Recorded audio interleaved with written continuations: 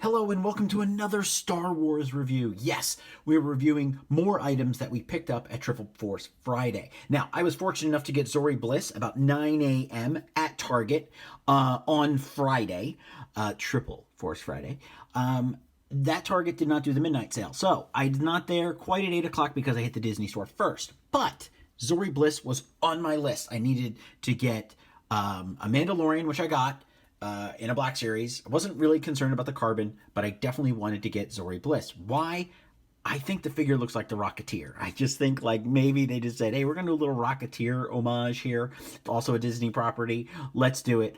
But female bounty hunter, yeah, let's try that. So let's talk about the packaging here. We've got the vintage style packaging. I don't think we're going to see regular releases anymore. I think that maybe that might be done.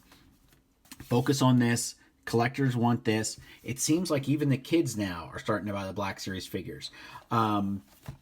Vintage packaging here. Knights of Ren, Zorri Bliss. We got a new Rave. Now, the Luke seems to be the one figure in the whole wave now that's out. Seems to be the easiest one to get. So I'm guessing there's probably more than one of him in a case. Sith Jet Trooper, Poe Dameron, R2, Chewie, Imperial Stormtrooper, Boba Fett. We're crossing multiple genres here. We have A New Hope. We have Rise of Skywalker. Rey's also Rise of Skywalker. Rise of Skywalker. Poe seems to go in any direction, as do R2, Chewie, Boba, and of course we have the Imperial Stormtrooper from the original trilogy. Notice that there's no prequel stuff here. Interesting, right? So I do love the vintage packaging. I wish it had more figures on it, and I wish we weren't bogged down with all of this. I understand it cuts down on cost for Hasbro. However, I would really just like to have more figures on the back of the package. So, awesome artwork. Looks like mine, there's some sort of crazy line going on here. Looks like mine might have been a little scratch. Actually, it looks like a bubble from another one, so these might have been pressed together real good. But we're in the business here of opening up these figures, finding out how good they are. So let's get to it. Now I'm going to try, I got a knife here, I'm going to try and keep this, we'll cut right into the bubble. You know what? We'll cut into the bubble and see if I can keep Zorri's packaging. I really like the packaging. Really, this for me is Star Wars. When I was a kid, everything. Go to the grocery store, they were there. Actually got an Obi-Wan Kenobi once at a grocery store in this packaging. It was a great day because my dad just kind of caved in and said, yeah, all right, we got Obi-Wan and Princess Leia. And I don't know why those were the two that we ended up getting. Probably because we already had Luke, Han, and a Stormtrooper. So got her out of there. Now we do have, notice that Hasbro includes these with some things and other things not so much. So I don't know what it is, but it's... yeah, pretty much don't eat, swallow, and all the things in every language. Warning, small parts. Look how many, you gotta give it up to Hasbro. Look how many countries they are submitting these figures to. Though, I will say that one thing on our Instagram account that we do encounter is we have a lot of people asking us to pick them up toys that in their country are almost 3 times at the department stores what they are here. So, she's in the little plastic coffin. I'm going to try and do my best here to keep zooming in because she's such a tiny little figure. And my hands, I mean, I don't have giant hands, but usually I'm dealing with a Black Series figure. So, this kind of gives you a better idea of, ooh, tiny. Look at this. You see these right here? Back in the day, my brother would have eaten these. 2 seconds, gone. Fuzzy carpets, gone. But immediately, as we're seeing her here, we've got holsters. So, do you think they go in left to right and she crisscrosses, or do you think they just go straight down? Kind of, it looks like they might go in backwards. Let's get her out of there. All right, let's set her way back here. Ooh.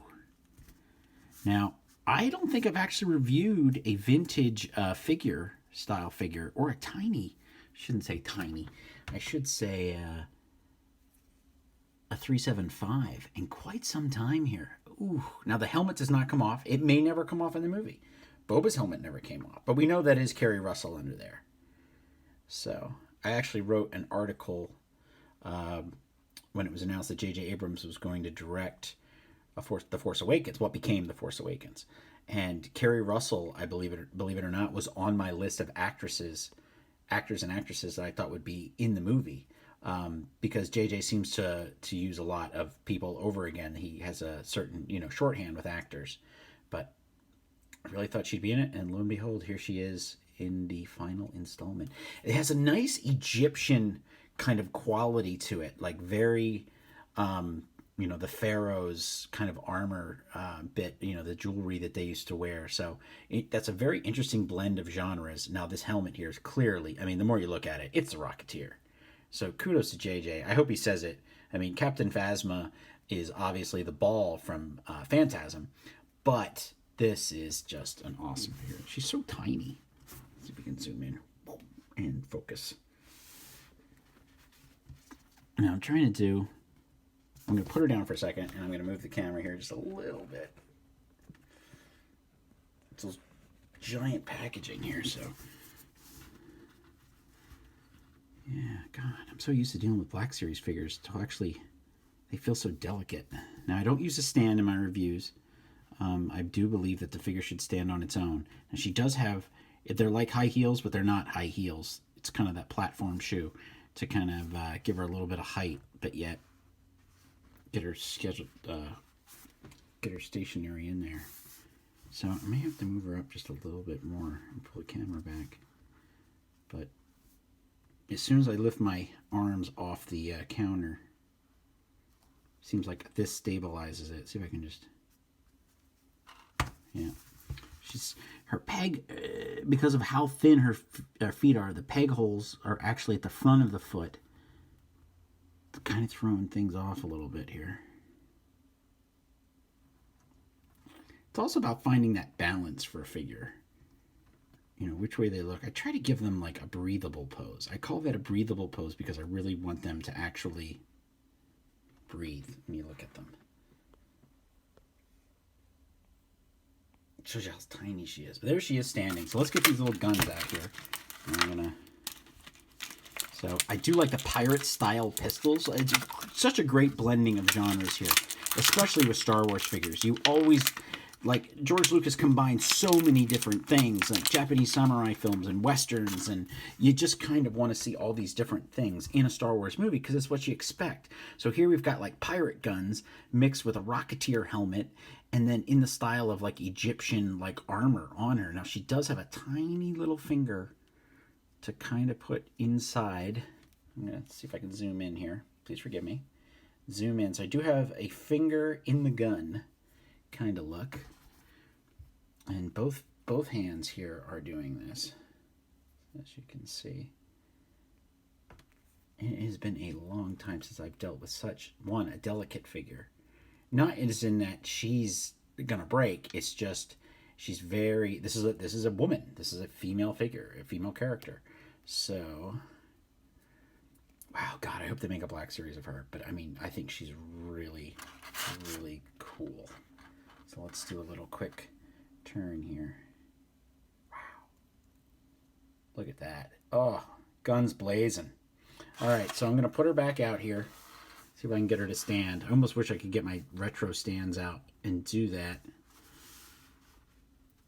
because I'm going to put her next to a couple of other characters to give you a scale difference here. Yeah, she's tough. She's tough to stand. This may be trying to turn her feet out a little bit more. Trying to find that point of, there you go. So first up, let's put her next to Sarko Plank. Yeah, there's a guy. You didn't expect to see him today in your review.